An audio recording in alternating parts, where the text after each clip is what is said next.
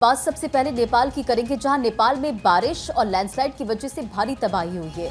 नेपाल में अब तक 170 लोगों की मौत की खबर है, कई लापता हैं। नेपाल में 500 से ज्यादा लोगों को रेस्क्यू कर वहां से बचाया गया। इन तस्वीरों को देखिए जो कि खौफ से भर देती है। लगातार आप देख रहे हैं कि किस तरह से नदियों का जलस्तर बढ़ रहा है। नेपाल में भारी बारिश ने तोड़ा 54 साल का यहाँ पर रिकॉर्ड और नेपाल में 56 जिलों में इस वक्त भारी बारिश को लेकर अलर्ट जारी किया गया है। तो भारत के पड़ोसी देश नेपाल में बारिश की वजह से आई बाढ़ और भूस्खलन में जान गंवाने वालों की संख्या में लगातार इजाफा हो रहा है। अब ये आंकड़ा 170 हो गया है और इसके साथ ही 42 लोगों के लापता होने की खबर है। अधिकारियों ने बताया कि पूर्वी और मध्य नेपाल के बड़े हिस्से जलमग्न हो गए हैं। देश के कई हिस्सों में अचानक बाढ़ आने की खबर है और ऐसे में लगातार वहां पर लोगों की मुश्किलें बढ़ रही है। गृह मंत्रालय के अधिकारियों के मुताबिक बाढ़ और भूस्खलन और जल की वजह से वहां पर 42 लोग लापता बताए जा रहे हैं और लगातार वहां पर लोगों की मुश्किलें जो है वो बढ़ रही है।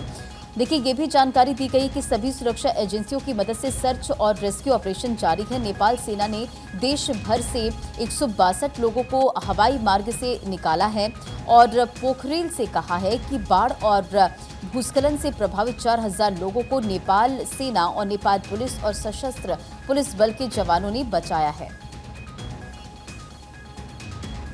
तो ये तस्वीर आप देख पाएंगे, तबाही की तस्वीरें नेपाल में अब तक निकलकर सामने आ रही हैं। 170 लोगों की मौत हो गई है, सड़क पर सैलाब हो चुका है, लोगों की जान मुश्किल में है। 500 से ज्यादा लोगों को अब तक बचाया जा चुका है। 56 जिले ऐसे हैं जो कि भारी बारिश की चपेट में इस समय हैं। आप अंदाजा इससे लगाइए, 54 साल का रिकॉर्ड इस बार बारिश ने तोड़ दिया है। तो आप अंदाजा लगाइए वहां के लोगों की क्या हालत हो गई होगी। और ये तस्वीरें इस बात की तस्दीक भी करती है, लोग नाव का सहारा लेने को मजबूर हैं।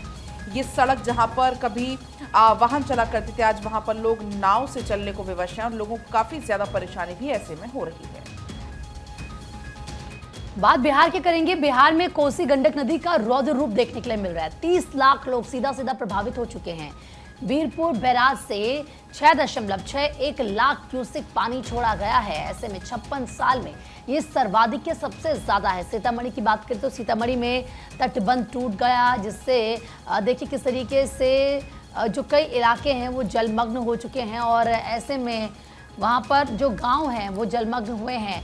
तो हम आपको तस्वीरें दिखा रहे हैं, हर तरफ पानी पानी नजर आ रहा है। देखिए, ड्रोन से इन तस्वीरों को लिया गया है और ऐसा लग रहा है कि मानो समुद्र के बीच कोई गांव हो और ये लोग समुद्र के बीचों बीच रह रहे हो। हर तरफ पानी है और सिर्फ पानी ही पानी नजर आता है। जो बांध है, जो बैराज है, वहाँ पर लोग जा रहे हैं, वहाँ पर भी लोग डरे हुए हैं क्योंकि कुछ समझ ही नहीं आ रहा है। और ये जो नदियां हैं उनमें पानी इतना ज़्यादा है कि नदियां उफान पर। ये देख रहे हैं आप कितनी तेज धार में, कितनी तेज धारा में यहाँ पर पानी बह रहा है। सीतामढ़ी में तटबंध टूटा है, लोग खौफ में आ गए, लोग डर गए और कोसी गंडक नदी का रौद्र रूप वहाँ पर देखने के लिए मिल रहा है। 30 लाख लोग हैं जो प्रभावित हुए हैं। देखिए, 5 जगहों पर तटबंध टूटे हैं और अगर बात करें सीएम नीतीश की तो पटना में मुख्यमंत्री नीतीश कुमार ने कहा है कि बाढ़ को लेकर हर स्तर पर पूरा ध्यान दिया जा रहा है। सभी तरह के बचाव कार्य और राहत के इंतजाम किए जा रहे हैं। वहीं केंद्रीय गृह राज्य मंत्री नित्यानंद राय ने कहा कि बिहार में बाढ़ की स्थिति को लेकर केंद्र और राज्य सरकार दोनों गंभीर है।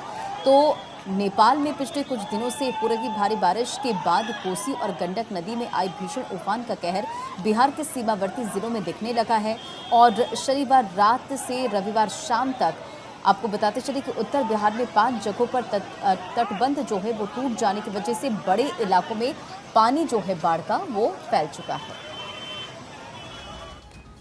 खबरों में आगे बढ़ते रिसर्चर्स बोले हैं चंद्रयान 3 चंद्रमा के सबसे पुराने क्रेटर पर उतरा है। ये 3.85 अरब साल पहले बना था। इस साइट पर कोई दूसरा मिशन लैंड नहीं हुआ है। दरअसल मिशन और उपग्रहों से प्राप्त तस्वीरों का विश्लेषण करने वाले जो विज्ञानी हैं उन्होंने ये दावा किया है कि भारत का चंद्र मिशन चंद्रयान 3 संभवतः चंद्रमा के सबसे पुराने गड्ढों में से एक में उतरा था। इस गड्ढे का निर्माण नेक्टेरियन काल के दौरान हुआ जो 3.85 अरब साल पुराना है। चंद्रमा के इतिहास में सबसे पुराने समय अवधियों में से एक बताया जा रहा है। टीम में इसरो के शोधकर्ता भी शामिल थे। भौतिक अनुसंधान प्रयोगशाला के आपको ये बताएं कि एक एसोसिएट प्रोफेसर एस विजयन ने बताया कि चंद्रयान 3 लैंडिंग साइट एक अद्वितीय भूवैज्ञानिक सेटिंग है जहां कोई अन्य मिशन नहीं गया है। प्रज्ञान रोवर की तस्वीरें इस अक्षांश पर चंद्रमा की पहली ऑन साइट तस्वीरें, जो बताती है कि चंद्रमा समय के साथ कैसे विकसित हुआ है। चलिए बढ़ते हैं खबरों में आगे। सुनीता को वापस लाने स्पेस एक्स का रॉकेट रवाना। 2 एस्ट्रोनॉट भी साथ गए हैं और 6 जून से ISS पर फंसे हैं सुनीता और बुच विल्मोर। अरबपति एलॉन मस्क की कंपनी स्पेस एक्स ने शनिवार दोपहर फ्लोरिडा के कैप कैनावेरल लॉन्च पैड से अपना फाल्कन 9 रॉकेट अंतरिक्ष में भेजा और ड्रैगन स्पेसक्राफ्ट को अंतरिक्ष में ले गए। इस रॉकेट में 2 क्रू मेंबर्स भी शामिल हैं। नासा के एस्ट्रोनॉट्स निक हेग और रूसी एस्ट्रोनॉट इसमें शामिल हैं। और आपको बताते चले कि ड्रैगन स्पेसक्राफ्ट के जरिए इंटरनेशनल स्पेस स्टेशन यानी कि ISS पर 5 जून से फंसी भारतीय मूल की एस्ट्रोनॉट सुनीता विलियम्स और बुच विल्मोर को धरती पर वापस लाया जाएगा और 4 सीट वाले इस रॉकेट में 2 सीटें खाली छोड़ी गई है। फाल्कन 9 के लिए नए लॉन्च पैड का इस्तेमाल किया गया, जो कि क्रू मेंबर मिशन के लिए इस पैड का पहला इस्तेमाल था। चलिए अब आगे बढ़ेंगे। अब बात होगी मिनी मून की। दरअसल मिनी मून 2024 PT5 इसका नाम दिया गया है। इसका आकार सिर्फ 10 मीटर है। 53 दिन तक ये पृथ्वी के चक्कर लगाने वाला है और ये कल मिल चुका है पृथ्वी को। एक नया अस्थायी मिनी मून इसको कहा जा रहा है। 2024 PT5 इसका नाम दिया है और ये चांद के व्यास का सिर्फ 10 मीटर है। ये 53 दिन तक पृथ्वी की कक्षा में रहेगा। पृथ्वी के चांद से 3,50,000 छोटा गुने आकार का ये मिनी मून है। स्पेशल टेलीस्कोप के जरिए इसको देखा जा सकेगा और यानी कि कल रात 1:30 बजे के बाद से इसको देखा जा सकेगा। 53 दिन तक ये चक्कर लगाने वाला है। ये चांद असल में एक एस्ट्रॉइड है। इसको 7 अगस्त को खोजा गया था और अब ये कल जो पृथ्वी की ऑर्बिट पर आ चुका है और अगले 53 दिन तक यानी कि 25 नवंबर तक पृथ्वी का यूं ही चक्कर लगाते रहेगा। बेहद कम स्पीड होने की वजह से अगले 2 महीने में एस्ट्रॉइड पृथ्वी का एक चक्कर भी पूरा नहीं कर पाएगा और इसलिए कहा जा रहा है कि अब पृथ्वी के पास 2 मिनी मून होंगे, 2 मिनी मून नजर आएंगे। आगे बढ़ते हैं। लड्डू विवाद के बीच तिरुमाला मंदिर पहुंचे CGI चंद्रचूड़। आपको बता दें कि chief justice of India CGI Chandrachud ने तिरुमाला मंदिर में पूजा अर्चना की है। परिवार के साथ उन्होंने पूजा अर्चना की। तिरुमाला तिरुपति देवस्थानम के अधिकारी ने चीफ जस्टिस को भेंट किया प्रसादम। तो देखिए जिस तरीके से पूरा मामला विवादों में आया और ये कहा गया कि जो प्रसाद है उसमें मिलावट की गई, जो घी है घी में मिलावट थी और इसके बाद कई सवाल खड़े हुए और इस बीच यानी कि इस पूरे लड्डू विवाद के बीच खुद chief justice of India Tirumala पहुंचे, मंदिर पहुंचे, पूजा अर्चना वहां पर उन्होंने की और उनको प्रसादम दिया गया है। परिवार के साथ उन्होंने पूजा अर्चना की। उस वक्त की तस्वीरें आपको दिखा रहे हैं। चलिए आगे बढ़ेंगे खबरों में। आयुष्मान के लिए बुजुर्गों का नामांकन को लेकर ये जानकारी है। केंद्र ने राज्यों को निर्देश दिए हैं। 5 लाख तक का जो इलाज है वो मुफ्त किया जाता है इस योजना के जरिए। केंद्रीय स्वास्थ्य मंत्रालय ने एक पत्र भी लिखा है इसके रिगार्डिंग। राज्यों और केंद्र शासित प्रदेशों को यह पत्र लिखा गया है। क्यों? कोशिश ये हो रही है इसमें कि जो ज्यादा से ज्यादा बुजुर्ग हैं वो नामांकन करें, इस योजना का फायदा उठा पाएं और इसी को देखते हुए ये जो पत्र है वो लिखा गया है, जिसमें आप जानते हैं ये जो आयुष्मान योजना है इसके जरिए जो बुजुर्ग हैं वो अपने स्वास्थ्य को देखते हुए अगर कोई दिक्कत है या कुछ भी है तो 5 लाख तक का फायदा उठा सकते हैं। अब ऐसे में इस योजना में ज्यादा से ज्यादा बुजुर्ग इस योजना का हिस्सा बने, इसी को देखते हुए ये पत्र लिखा गया है। बढ़ते खबरों में आगे और देखिए राष्ट्रपति चुनाव से पहले एलन मस्क का दावा, ट्रंप की जीत लोकतंत्र बचाने का एकमात्र तरीका। डेमोक्रेटिक पार्टी अवैध नागरिकता दे रही है, तो ये बड़ी जानकारी आपको दे रहे हैं। राष्ट्रपति चुनाव अमेरिका में होने हैं और उससे पहले देखिए एलन मस्क का ये दावा, डेमोक्रेटिक पार्टी अवैध नागरिकता दे रही है। उनकी तरफ से स्टेटमेंट सामने आया। ट्रंप की जीत लोकतंत्र बचाने का एकमात्र तरीका है, ये एलन मस्क ने कहा है। चलिए आगे बढ़ते हुए एक जिक्र हम करेंगे रिसर्च का। छोटे बच्चों को बोल बोल कर पढ़ाएं। अमेरिकी रिसर्चर्स ने यह दावा किया है कि और रिश्ता मजबूत इससे होगा। जन्म के शुरुआती साल के बेहद अहम होते हैं और ऐसे में बच्चे माता पिता के लिए बेहद अहम हैं। बात यूपी की करेंगे। यूपी के रामपुर में फंदे में किस तरीके से फंसा है तेंदुआ। दरअसल गीदड़ के लिए ये जो फंदे थे इनको लगाया गया था और इसमें तेंदुआ फंस गया। वन विभाग की टीम ने तेंदुए का रेस्क्यू किया और उस वक्त की तस्वीरें आपको दिखा भी रहे हैं। दरअसल गीदड़ के लिए ये यहाँ पर पूरी तैयारी की गई थी लेकिन उसमें फंस गया तेंदुआ। तो देखिए ये तस्वीरें इस वक्त आपके सामने, जहां पर इससे पहले भी आपने देखा क्योंकि 4 तेंदुए अभी तक पकड़े जा चुके थे और अभी भी ये बताया जा रहा है कि यहाँ पर कुछ और तेंदुए भी हो सकते हैं, जिसको देखते हुए ये पिंजरा यहाँ पर लगाया गया है। तस्वीरें इस वक्त आपके सामने, रामपुर की तस्वीरें हम आपको दिखा रहे हैं, जहां पर तेंदुए के रेस्क्यू के लिए यहां पर आप देखिए कि किस तरह की तैयारी की गई। उधर बहराइच की अगर बात करें तो यहां पर भी तेंदुए का आतंक लगातार देखने के लिए मिल रहा है। खेत में काम कर रहे किसान पर हमला कर दिया, काफी देर तक खेत में शव पड़ा रहा। 48 घंटे में तेंदुए का ये दूसरा बड़ा हमला है। बहराइच में अभी भेड़िए का हमला खत्म नहीं हुआ है और अब एक बार फिर से पिछले 4 दिनों की तस्वीर को आप समझेंगे तो यहाँ पर तेंदुए बाघ के हमले की खबर लगातार सामने आ रही है। रविवार दोपहर खेत की रखवाली कर रहे किसान को तेंदुए ने हमला कर मार डाला। घटना के बाद मृतक किसान का शत-विशत शव काफी देर तक खेत में ही पड़ा रहा। बहराइच में तेंदुए ने किसान पर हमला किया, इस हमले में किसान की मौत हो गई। काफी देर बाद जब लोगों ने किसान की तलाश शुरू की तब खेत से शव बरामद हुआ। इसके बाद घर में कोहराम मच गया। परिजनों ने इसकी सूचना ककराहा रेंज कार्यालय पर दी, लेकिन सूचना के बाद भी काफी देर तक कोई वनकर्मी घटनास्थल पर नहीं पहुंचा। पिछले 48 घंटे में तेंदुए ने दूसरा बड़ा हमला यहाँ पर किया। बहराइच में आपने देखा 4 से 5 तेंदुए अभी तक पकड़े जा चुके हैं, लेकिन अभी भी कुछ और तेंदुए यहाँ पर हैं, क्योंकि अब एक बार फिर से यहाँ पर हमलों में बढ़ोतरी देखने के लिए मिल रही है। और अब यहाँ पर एक बार फिर से किसान पर हमले की खबर, किसान को मार डाला है। खेत में काम कर रहे किसान पर हमला कर दिया तेंदुए ने।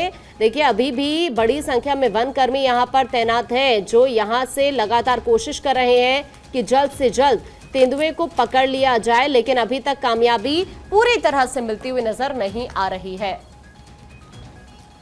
लुटेरी एस्कॉर्ट गैंग, जिसका जिक्र अब हम करने जा रहे हैं, दरअसल वेबसाइट से 100 शिकार किए, बोगस ग्राहक भेजकर गैंग की 7 लड़कियों समेत 10 पकड़े। गैंग में कई राज्यों की लड़कियां शामिल, बदनामी के डर से पीड़ित चुप रहते हैं। तो एक रिपोर्ट के मुताबिक ये बड़ी जानकारी आपको दे रहे हैं। लुटेरी एस्कॉर्ट गैंग वेबसाइट से 100 शिकार किए और गैंग में कई राज्यों के इसमें लड़कियां शामिल हैं। बदनामी के डर से पीड़ित जो है वो चुप रहते हैं, कोई जानकारी नहीं देते। बोगस ग्राहक भेजकर 7 लड़कियों समेत 10 को पकड़ा गया है। चलिए आगे बढ़ेंगे। बांग्लादेश बॉर्डर फेसिंग पर नया सुरक्षा कवच, घुसपैठियों के खिलाफ बीएसएफ का मधुमक्खी अभियान। दरअसल बीएसएफ का मधुमक्खी अटैक का प्रयोग सफल भी रहा। बॉर्डर के नजदीक बी बॉक्स लगाए गए। अब गांव वालों को बीएसएफ पर भरोसा है। जिस तरीके से भी हमने देखा बांग्लादेश में जो हालात बने थे और उसके बाद बॉर्डर से लोग अंदर घुसने की कोशिश कर रहे थे, लेकिन अब ऐसे में नया सुरक्षा कवच जो कि बॉर्डर्स पर लगाया गया है। देखिए किस तरीके से हम हर रोज ये पढ़ते हैं कि लोगों के साथ फ्रॉड हो रहा है, ठगी की जा रही है, लेकिन अलग अलग तरीके इजाद किए जाते हैं लोगों से ठगी करने के। अब देखिए साइबर ठगी का एक आपको मामला बताती हूँ। दरअसल 5 राज्यों में फैले गैंग के 9 ठगों ने एक वारदात को अंजाम दिया और इसकी सरगना महिला है, यानी कि जो मास्टर है महिला है। अब आप सुनिए हुआ क्या यहाँ पर। दरअसल सुप्रीम कोर्ट का फर्जी वारंट भेजकर वर्धमान ग्रुप के चेयरमैन से 7 करोड़ रुपए ठग लिए। सोचिए 7 करोड़, और किसको और कैसे यहाँ पर बेवकूफ बनाया गया है।